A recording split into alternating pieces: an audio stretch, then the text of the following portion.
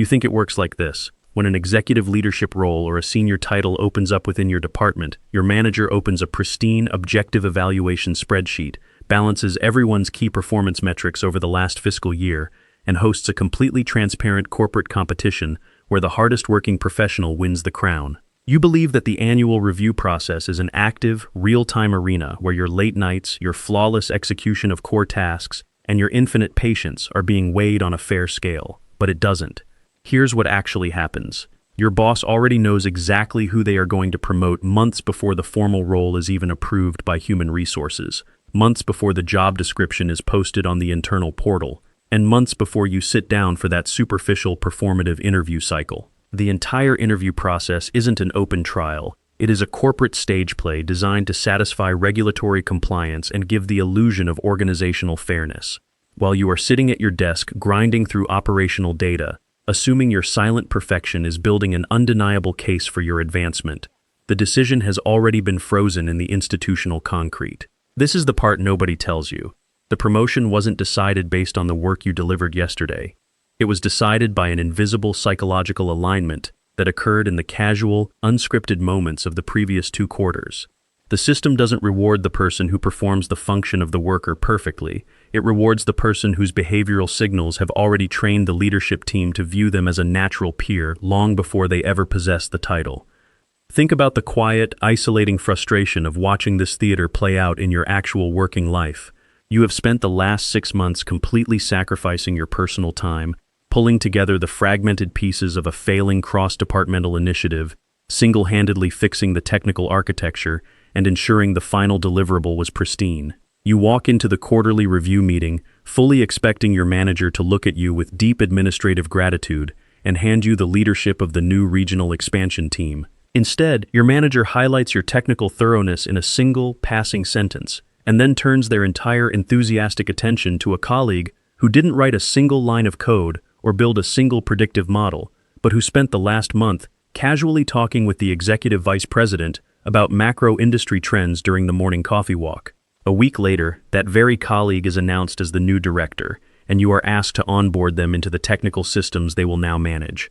You feel a heavy, burning sense of structural betrayal, a deep psychological fatigue, and a total confusion about how the corporate world functions. You did everything the system explicitly told you to do. You were reliable, you were hyper-accessible, and you let your results speak for themselves.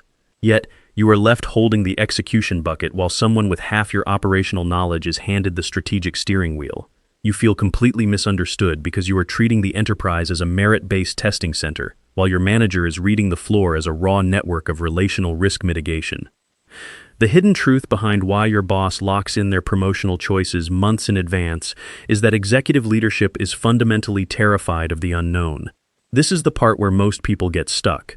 They assume that a promotion is a reward for past behavior, a gold star given to the student who accumulated the most points.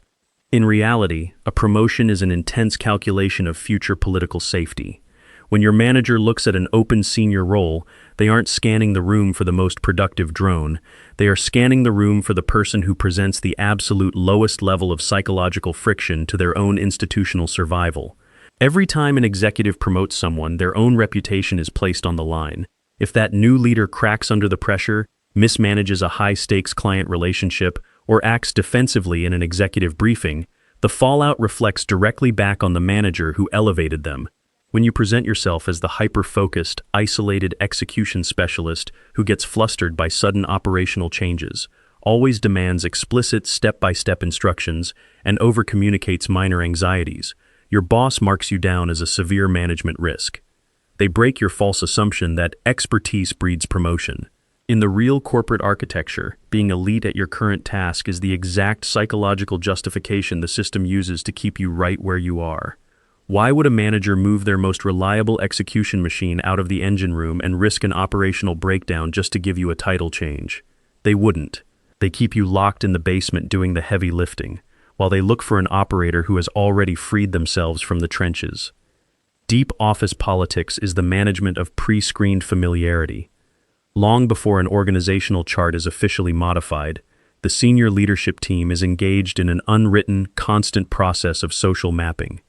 They are observing how people handle informal power, how they react to unscripted crises, and how they carry themselves when the cameras are turned off.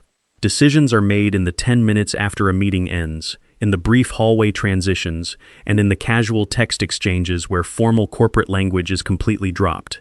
In those spaces, the low-status professional is still acting like an employee, constantly seeking validation, asking if their latest report was acceptable, and offering anxious compliance.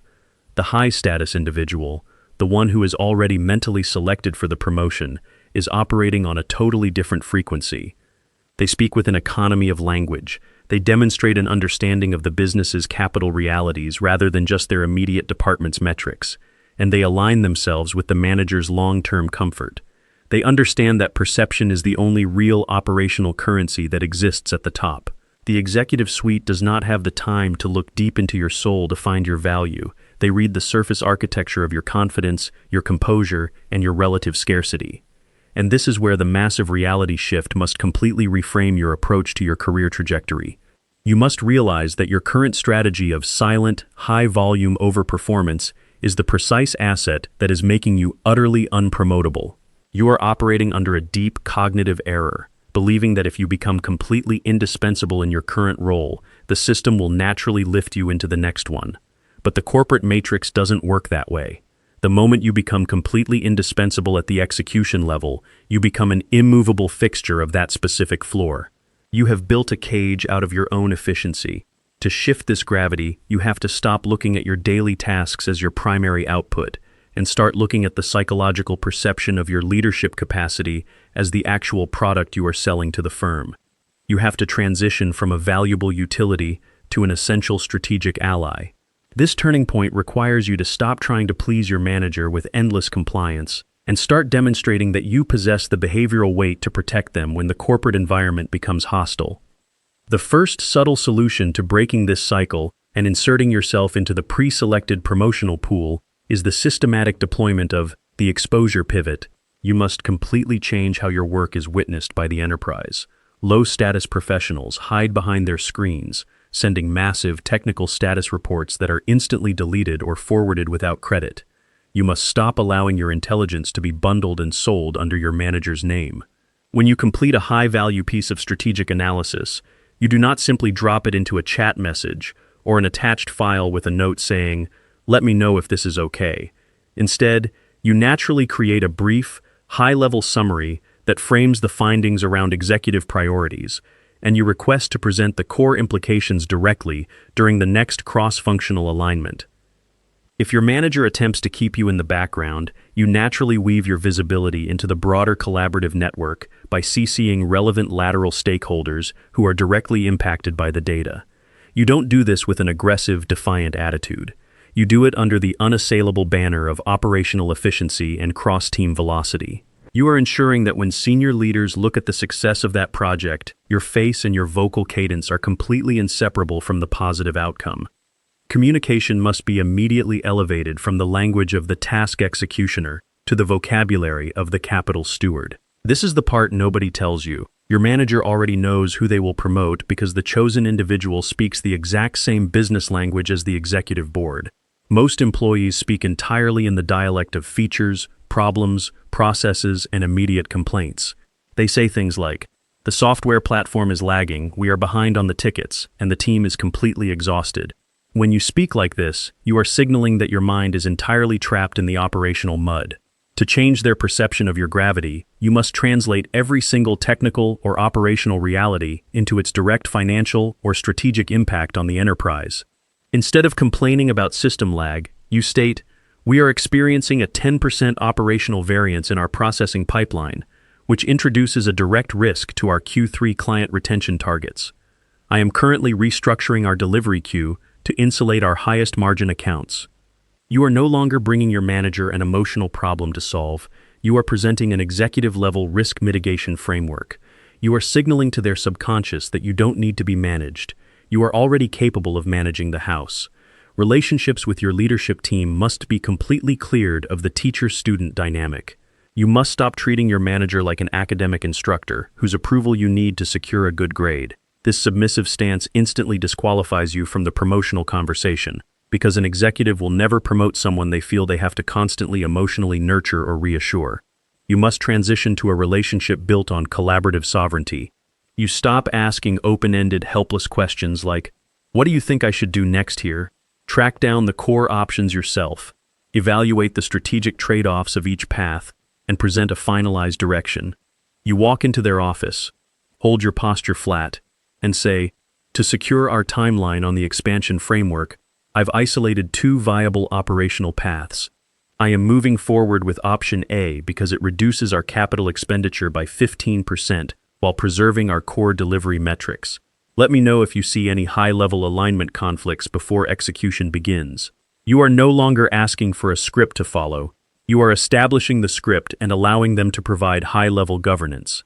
You are actively training your boss to treat you as an autonomous partner, making it completely natural for them to envision you holding formal leadership authority months down the line. Strategy requires you to master the art of operational decoupling. To be taken seriously as a future leader, you must systematically prove that your current department can run flawlessly without your direct, minute-by-minute physical intervention. If you are the only person who can access a specific database, solve a particular client crisis, or run the weekly report, you are a single point of failure, and the system will freeze you in place to prevent a localized catastrophe. You must intentionally document your workflows, automate your lower-value processes, and mentor a junior peer or colleague to handle your daily execution tasks. You aren't making yourself replaceable in a negative way. You are freeing up your intellectual bandwidth so you can naturally sit in on high-level strategic sessions, volunteer for ambiguous corporate initiatives, and shadow your manager on complex cross-functional boards. When your boss looks at you, they should see someone who has already outgrown the boundaries of their current title. They should see an asset that is completely ready to slide horizontally and vertically into a higher bracket of authority because your previous domain is already completely stabilized and self-sustaining. Here's what actually happens when you execute this total behavioral shift over a sustained period. You completely disrupt your manager's internal risk assessment model. When a senior opening inevitably approaches on the corporate horizon, your manager's mind will naturally drift to you during their closed-door discussions with the rest of the executive committee. They will realize that you are the only professional in the department who doesn't cause them cognitive fatigue, the only one who talks like a business owner, and the only one whose visibility is already established across the wider firm. The decision to promote you becomes an absolute path of least resistance for them.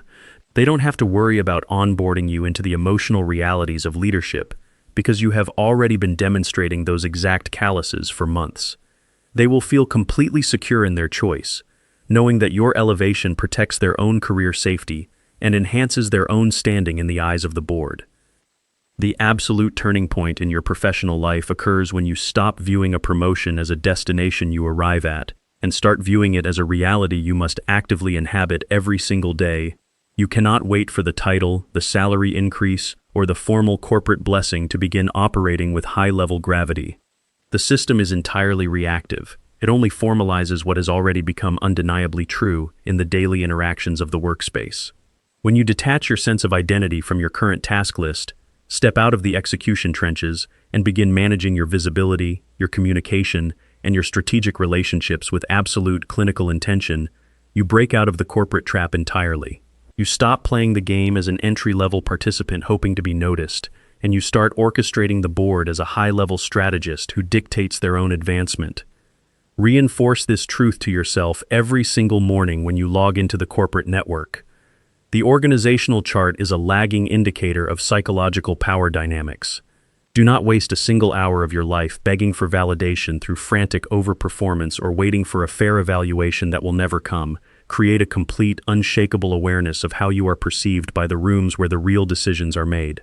Strip away the submissive language, decouple yourself from low-value tasks, and build an undeniable presence that cannot be ignored or hidden by any manager.